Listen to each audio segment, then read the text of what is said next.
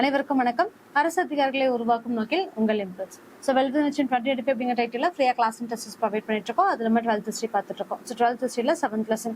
இதுக்கு முன்னாடி வரைக்கும் என்ன பார்த்துருப்போம் அப்படின்னு சொல்லி பார்த்தோம்னா, அமைச்சரவை தூதுக்குழுக்கு முன்னாடி வரைக்கும் பார்த்துருப்போம். என்ன சொல்லியிருப்பாங்க அப்படின்னா, எப்படி நாங்கள் உங்களுக்கு பிரிச்சு தரோம். வேவல் பிரபு ஒரு திட்டம் கொண்டு வந்திருப்பாரு. அந்த திட்டத்தின் மூலியமா மக்கள் எப்படி கொண்டு வராங்க, இவங்களுடைய பிரச்சனைகள் எப்படி எட்டப்படாமலே இருக்கு அப்படிங்கிற வரைக்கும் பார்த்துருப்போம். கடைசி வரைக்கும் முஸ்லீம் லீக் அவங்க என்ன சொல்லியிருந்தாலும் அதை அக்செப்ட் பண்ணிக்கிறதுக்கு அவங்க தயாராகவே இருந்திருக்க மாட்டாங்க. அப்படி இருக்க சுச்சுவேஷன்ல அடுத்தது நீங்க என்ன பண்றீங்களோ இல்லையோ நம்ம ஏதாவது செஞ்சே ஆகணும் அப்படின்னு சொல்லிட்டு ஒரு அமைச்சரவை தூதுக்குழு உருவாக்கணும் அப்படின்னு சொல்லி முடிவு கொண்டு வந்திருப்பாங்க. இந்த அமைச்சரவை தூதுக்குழு அப்படிங்கிறது எதுக்காக அப்படின்னா, நம்மளுக்கு தேவையான கான்ஸ்டிடியூஷன் நம்ம உருவாக்கணும் அப்படிங்கிறதுக்காக. இந்த மீன்வெல் இடைக்கால அரசு உருவாக்கணும் அப்படிங்கிறது கொண்டு வந்திருப்பாங்க. ஒரு இண்டிபெண்டன்ட் கவர்மெண்ட் அப்படிங்கிறது கொண்டு வந்திருக்கணும். அந்த கவர்மெண்ட் மூலியமா முதல்ல உங்களுக்கு ஒரு சிம்பிள் உங்களோட ஒரு ட்ரையல் பீரியட் மாதிரி எடுத்துக்கலாம் அப்படின்னு சொல்லிட்டு அதுலயுமே முஸ்லீம் லீகோட பெயர்கள் இருக்கும். ஒவ்வொருத்தங்களுக்கு குறிப்பிட்ட இடங்களை நியமிச்சிருப்பாங்க.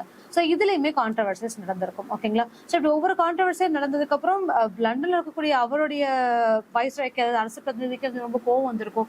என்ன பண்ணாலும் இவங்க அக்செப்ட் பண்ணிக்க மாட்டேங்காங்க. இவங்களுடைய ஒரே நோக்கம் அப்படிங்கிறது நாடு பிரிக்கணும் அப்படிங்கிறது மட்டும்தான், பாகிஸ்தான் இந்தியாவை பிரியணும் அப்படிங்கிறது மட்டும்தான். அதுக்காக இவங்க என்ன பண்றாங்கன்னா உள்ள இருந்தே பிரச்சனையை கொண்டு வராங்க அப்படிங்கறத முடிவுக்கு வந்திருப்பாங்க.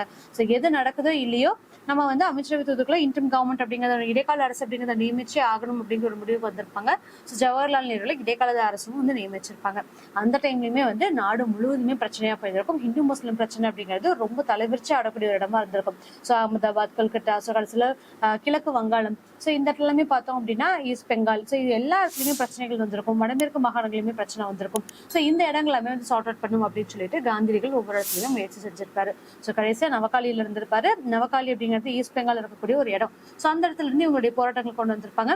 இந்த இந்து முஸ்லிம் பிரச்சனையில நிறைய முஸ்லிம்ஸுங்களுக்குமே அதிகமா பாதிக்கப்பட்டிருக்கும். அப்போ முஸ்லிம்ஸுமே அவங்களுடைய நாழந்த நிலையில தள்ளப்பட்டிருப்பாங்க. ஓகேங்களா?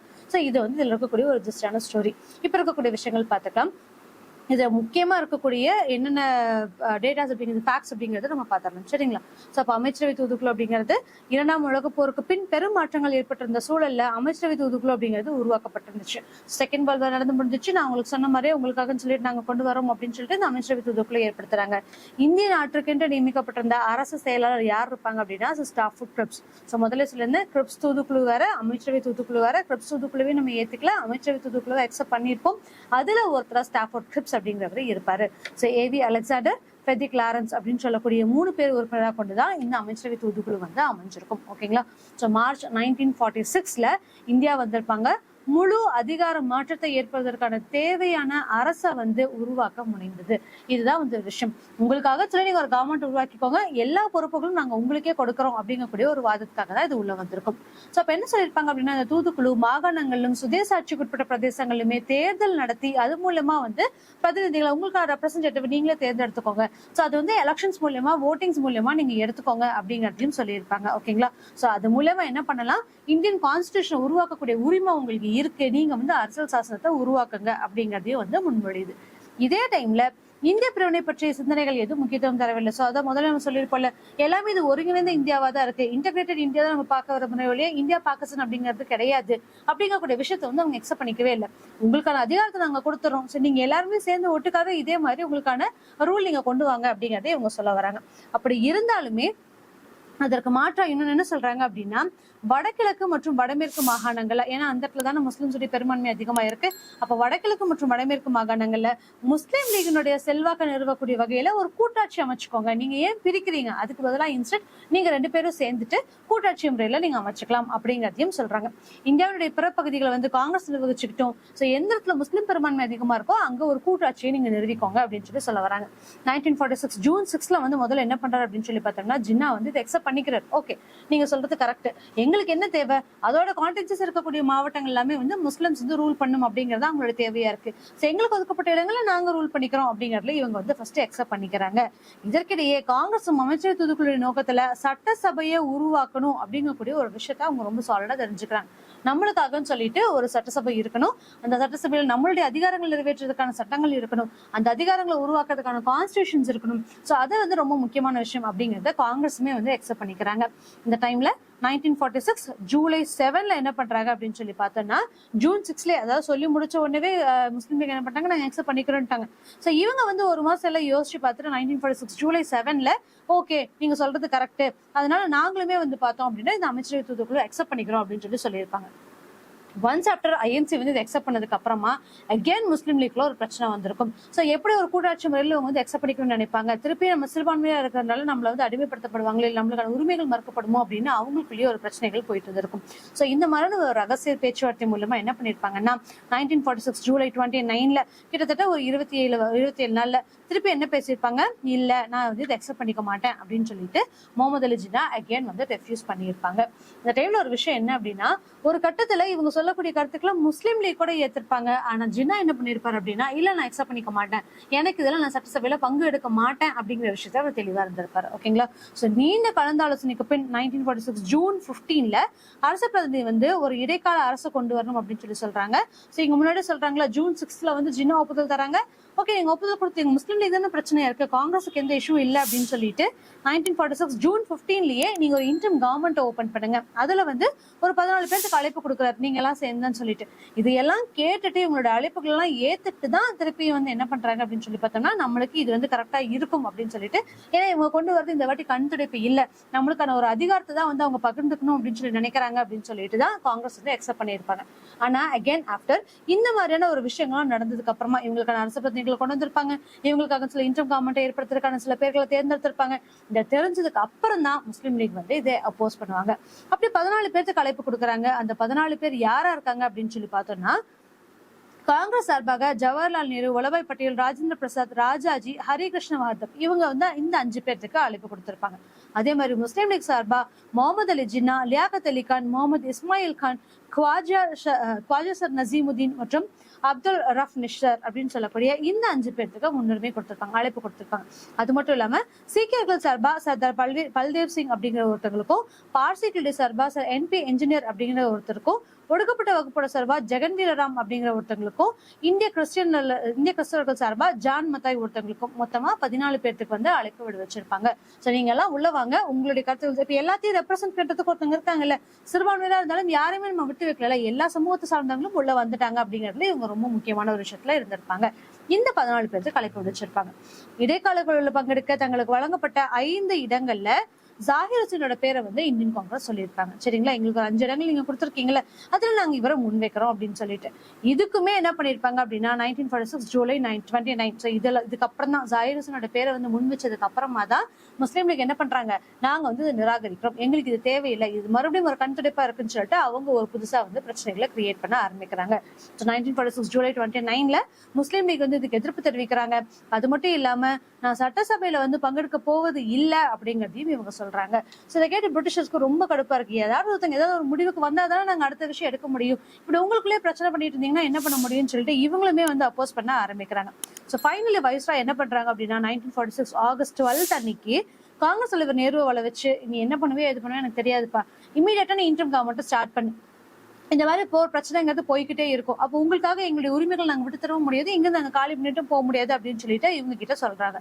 நேருக்கிட்ட எல்லாத்தையுமே கலந்து ஆலோசிச்சு இவர் என்ன சொல்றாருன்னா, ஓகே இது கரெக்டா வருமா தப்பா வருமா, அப்படி வேற என்ன பிரச்சனைகள் வரும், அங்க இருக்கக்கூடிய சிச்சுவேஷன்ஸ் எல்லாத்தையுமே அனலைஸ் பண்ணிட்டு ஆகஸ்ட் 25 என்ன பண்றாங்க அப்படின்னா, தேசிய இடைக்கால அரசினுடைய 12 உறுப்பினர்களோட பெயர்கள் அறிவிக்கப்படுது.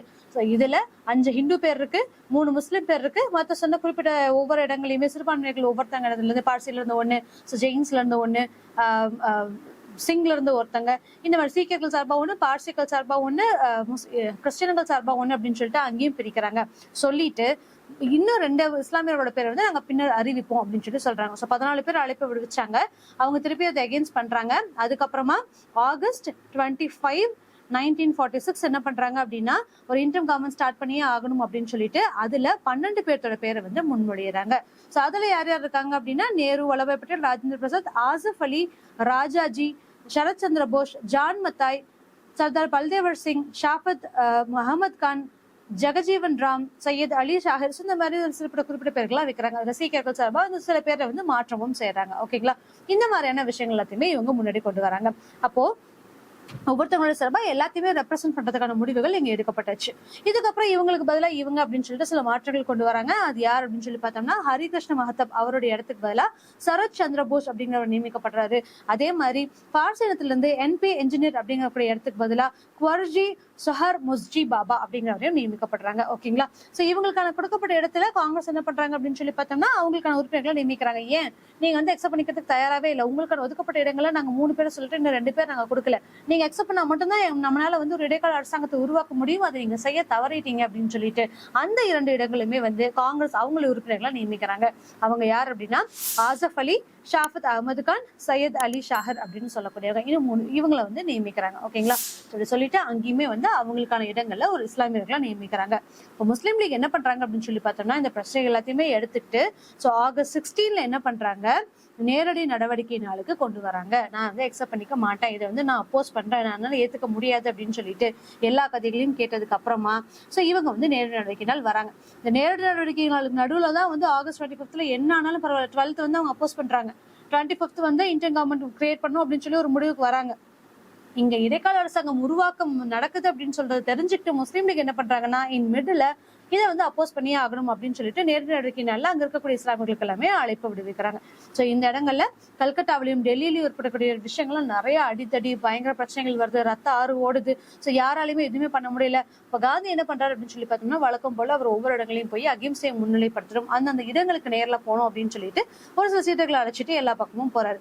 சோ கல்கத்தாவில பேனிகாத்தா அப்படின்னு சொல்லக்கூடிய ஒரு இடம், அந்த இடங்கள்ல இந்த ஜாதி கலவரங்களாலையும் மத கலவரங்களாலையும் அதிகமா வந்து பாதிக்கப்படுறாங்க. சோ அந்த இடத்துல ஒரு வீட்டுல வந்து தங்கறதா முடிவெடுக்கிறாங்க. அதே மாதிரி டெல்லியிலுமே இந்த மாதிரி இஸ்லாமியர்களுக்கு நிறைய பிரச்சனை வருது. சோ அந்த டைம்ல அவங்க என்ன பண்றாங்க அப்படின்னா அவங்களுக்கு தங்கறதுக்கு எங்கேயுமே இடம் இல்லை, அதனால தற்காலிக முகாம்கள் தங்குறாங்க. அந்த முகாம்கள் அப்படிங்கிறது புராணா கிலா அப்படின்னு சொல்லக்கூடிய ஒரு இடம். சோ அந்த ஃபோர்ட்ல வந்து எல்லாருமே அவங்க தஞ்சப்படுறாங்க. இந்த டைம்ல டெல்லியில இருந்து இவர் என்ன சொல்றாரு அப்படின்னு சொல்லி பார்த்தோம்னா இஸ்லாமியர்களும் இந்தியர்கள் தான், அவங்களுக்கான ஒரு அடிப்படை வசதி நம்மளுக்கு தேவையே தேவை, அவங்களுடைய நாடு இழந்து அவங்களுடைய வீடு இருந்து ஒரு இடத்துல வந்து தங்கி இருக்காங்க, அவங்களுக்கு எந்த விதமான ஒரு ஃபெசிலிட்டிஸுமே நம்ம தரல அப்படின்னு சொல்லிட்டு காந்தி அங்கிருந்து போராடுறாரு. இந்த மீன்வெல் 1946 செப்டம்பர் 9 நம்ம எப்போ கொண்டு வந்துட்டோம், ஆகஸ்ட் 25 வந்து இன்டர்ம் கவர்மெண்ட் கொண்டு வந்துட்டாங்களா. அப்ப அதோட ஹெட்டா யாரு இருக்காங்க அப்படின்னு சொல்லி பார்த்தோம்னா நேரு இருக்காரு. சோ இந்த டைம்ல காந்தி வந்து இப்படி சொல்றாரு, அவங்களுக்குமே வந்து அது நீங்க பாதுகாப்பு கொடுக்கணும் அப்படின்னு சொல்லிட்டு. சோ இந்த வலியுறுத்தல் வந்ததுக்கு அப்புறமா டெல்லியில இருக்கக்கூடிய அதிகாரம் மட்டும் அவங்களுக்கு உணவு பொருட்கள் கொடுக்குது, கழிவறை வசதி கொடுக்குது, இந்த மாதிரி விஷயங்களுமே ஏற்படுத்தி தராங்க. இப்போ இவங்க நம்ம மேல வச்சிருக்கக்கூடிய காட்டன்சி நம்ம தெரிஞ்சுக்கிறோம் அப்படிங்கிற ஒரு காரணத்தினால. அப்போ அப்படி பார்க்கும்போது உண்மையிலேயே சொல்லணும் அப்படின்னா இந்த டைம்ல இவங்களோட இடைக்கால அரசு உருவாங்கி இருக்கு. அப்ப 11 பேர்களும் 1946 செப்டம்பர் 2 வந்து பதவி ஏற்கிறாங்க. ஓகேங்களா? சோ எல்லாருமே அந்த 12 பேர் இருக்காங்களா அவங்க எல்லாருமே வந்து அக்செப்ட் பண்றாங்க, இவங்களுடைய கவர்மெண்ட் ஸ்டார்ட் பண்றாங்க. அந்த டைம்ல மறுபடியுமே இனக்கலவரம் வெடிக்குது. இந்த இனக்கலவரம் வெடித்து கிளம்பும் போது பம்பாய், அகமதாபாத் கடுமையாக தாக்கப்படுது. சோ இந்த ரீசன்னால வேவல் பிரபு மற்றும் ஒரு சுற்று பேச்சுவார்த்தைக்கு வந்து நடத்துறதுக்கு முடிவு கொண்டு வராங்க. இந்த டைமுமே என்ன பண்றாங்க அப்படின்னு சொல்லி பார்த்தோம்னா நீங்க 2 பேரும் சேரலன்னா நம்மளோட இந்த கவர்மெண்ட் சக்சஸ்ஃபுல்லா முடிக்க வாய்ப்பே கிடையாது. சோ முஸ்லீம் லீக்கும் காங்கிரஸும் எப்ப சேருதோ அப்பதான் ஒரு சக்சஸ்ஃபுல்லான ஒரு இடைக்கால அரசு நம்மளால ஏற்படுத்த முடியும், உங்களுடைய அதிகாரங்களையும் நாங்க பகிர்ந்திருக்க முடியும் அப்படின்னு சொல்லிட்டு மறுபடியுமே வந்து முஸ்லீம் லீக்கு அழைப்பு விடுவிக்கிறாங்க. இந்த டைம்ல என்ன பண்றாங்க அப்படின்னா இந்த லாஸ்ட் நிறைய பிரச்சனை வருதா, எல்லா பக்கமும் மக்கள் அடிச்சுக்கிறாங்களா, ரத்த வெள்ளங்களை போகிறாங்களா, இந்த டைம்ல ஃபைனலி முஸ்லீம் லீகே அக்செப்ட் பண்ணிக்குது, சரி ஒரு வழியில நாங்க வந்து உள்ளுக்குள்ள வரோம் அப்படின்னு சொல்லிட்டு. ஆனா இந்த டைம்ல ஜின்னா வந்து நான் அமைச்சரவையில பங்கெடுக்க மாட்டேன் அப்படின்னு சொல்லிட்டு இவரு மறுக்கிறாரு. ஆரம்பத்துல ஜின்னா சப்போர்ட் பண்றாரு, முஸ்லீம் லீக் சப்போர்ட் பண்ணல, அப்புறம் முஸ்லீம் லீகும் சப்போர்ட் பண்ணல, ஜின்னாவும் சப்போர்ட் பண்ணல, கடைசியில முஸ்லீம் லீக் சப்போர்ட் பண்ணுது, ஆனா ஜின்னா வந்து அப்போஸ் பண்றாங்க. இந்த மாதிரியான விஷயங்கள் இங்க நடந்துட்டு இருக்கு. ஃபைனலி இடைக்கால அமைச்சரவை 1946 அக்டோபர் 26 மறுபடியுமே வந்து மறுசீரமைக்கப்படுது. சோ இந்த டைம்ல முஸ்லீம் லீக் சார்பில் லியாகத் அலி கான், ஐஏ சுந்திரிகர், யார் நிஷ்டகர், கசன்ஃபர் அலி கான் மற்றும் ஜோகேந்திரநாத் மண்டல் இவங்க எல்லாருமே வந்து பார்ட்டிசிபேட் பண்ண ஆரம்பிக்கிறாங்க. ஓகேங்களா? ஜின்னா தானே பார்ட்டிசிபேட் பண்ண மாட்டேன், நான் வந்து சட்டசபை நிறுவல, ஆனா அதுக்கு பதிலாக இவங்கள ரெப்ரசன்டேட்டிவ்ல வராங்க. அப்படி இருந்துமே இவங்களோட நோக்கம் என்னவா இருக்கு, சரி முஸ்லீம் லீக் உள்ள வந்துட்டாங்க, அப்ப நம்ம நார்மலா நம்மளுடைய இன்டெகிரேட்டட் இந்தியா வந்து நம்ம எடுத்துட்டு போயிடலாம், ஒருங்கிணைக்கப்பட்ட இந்தியாவா இருக்கலாம், கூட்டாட்சி முறைகளை ஆட்சி அமைக்கலாம் அப்படின்னு சொல்லக்கூடிய எந்த கருத்துக்குமே அவங்க ஏத்துக்கல. என்ன சொல்ல வராங்க அப்படின்னா இதை எல்லாமே உள்ளிருந்து தடுத்துக்கிட்டே இருக்காங்க. அப்ப காங்கிரஸுக்கும் முஸ்லீம் லீக்கும் இடையான பகைமை குறையாமலே இருக்கு, இடைக்கால அமைச்சரவைக்குள்ளுடைய செயல்பாடுகள் அது எதிரொலிக்குது அப்படிங்கறத இவங்களுக்கு தெரிய வருது. ஓகேங்களா? சோ இப்படி வந்து என்ன பண்றாங்க அப்படின்னு சொல்லி பார்த்தோம்னா ஒவ்வொரு இடங்களிலுமே வந்து இஷ்யூஸை கொண்டு வந்துட்டே இருக்காங்க. என்ன நம்ம நடந்தாலும் அதை வந்து நம்ம எக்ஸப்ட் பண்ணிக்க மாட்டோம் அப்படின்னு சொல்லிட்டு. அப்போ லீக் அரசியல் சாசன சபையை வந்து உருவாக்க ஒத்துழைக்க ரொம்ப பிடிவாதமா இருக்காங்க, நான் எதுவுமே அக்செப்ட் பண்ணிக்க மாட்டேன் அப்படின்னு சொல்லிட்டு. இன்னொரு சைட்ல பார்த்தோம் அப்படின்னா கடுமையான இனக்கலவரத்துல எல்லாருமே சிக்கி தவிக்கிறாங்க. இதுல இன்னும் முக்கியமா கல்கட்டால எப்படி ஒரு இடத்த சொன்னமோ அதே மாதிரி நவகாலி அப்படிங்கக்கூடிய ஒரு இடமும் வந்து இனக்கலவரத்துல அதிகமா பாதிக்கப்படுது. இந்த இடத்துலயுமே இடைக்கால அரசியல் பங்கு பெற்ற லீகினுடைய உறுப்பினர்கள் முறையான கூட்டம் துவங்குவதற்கு நேரு அரசு பிரதிநிதி முன்னிலையில் நடத்திய அலுவலக குறிப்பு உட்படாத பகுதிகள் சொல்லுவோம். சோ அதெல்லாம் எதுக்காக அப்படின்னு சொல்லி பார்த்தோம், இந்த இனக்கலவரத்தை நிறுத்தணும் அப்படிங்கிறதுக்காகவும் உங்களுக்கு ஒரு சுமூகமான உறவை ஏற்படுத்தணும் அப்படிங்கிறதுக்காகவும் தான். ஆனா பர்பஸாவே என்ன பண்றாங்க அப்படின்னு சொல்லி பார்த்தோம்னா, இந்த அலுவலக குறிப்பு உட்படாத கலந்து ஆலோசனைகளை இவங்க ஏத்துக்கிறதுக்கு தயாராகவே இல்லை. உள்ள இருந்தே இவங்க அப்போஸ் பண்ணிக்கிட்டே இருக்காங்க, பேக் பெட்டிங் பண்ணிக்கிட்டே இருக்காங்க. சோ இது என்ன பண்றாங்க அப்படின்னு சொல்லி பார்த்தோம்னா, உள்ளுக்குள்ள இருந்து பிரச்சனை எப்படி நம்ம கிரியேட் பண்ணியே ஆகணும் அப்படிங்கிற ஒரு விஷயமாவே முஸ்லீம் லீக் இருந்துச்சு அப்படிங்கறது இது மூலியமா தெரியுது. ஓகேங்களா? சோ அதுக்கப்புறம் என்னவா மாறுது, இவங்க யாரெல்லாம் டைரக்டா ஃபேஸ் பண்றாங்க அப்படிங்கிறது எல்லாமே நம்ம அடுத்த வீடியோல பார்க்கலாம். சோ இப்ப வரைக்கும் முஸ்லீம் லீக் என்ன பண்றாங்க, அமைச்சரவை தூதுக்குள்ள பார்ட்டிசிபேட் பண்ணிட்டாங்க. அப்படி பார்ட்டிசிபேட் பண்ணாலும் அவங்க இவங்களுக்கு அகேன்ஸ்டாவே ஒவ்வொரு விஷயங்களும் பண்ணிட்டு இருக்காங்க அப்படிங்கறத நம்ம எடுத்துக்கலாம். ஓகேங்களா? சோ அதுக்கப்புறமா என்ன பண்றோம், இவங்க உள்ளுக்குள்ள இருந்து என்ன பண்றாங்க, அதுக்கப்புறம் எப்படி உருவாக்கப்படுது, மவுண்ட் பேட்டன் திட்டத்தோட எப்படி நம்மளுக்கு சுதந்திரம் கிடைக்குது அப்படிங்கறத நம்ம நெக்ஸ்ட் வீடியோஸ்ல பார்க்கலாம். தேங்க்யூ.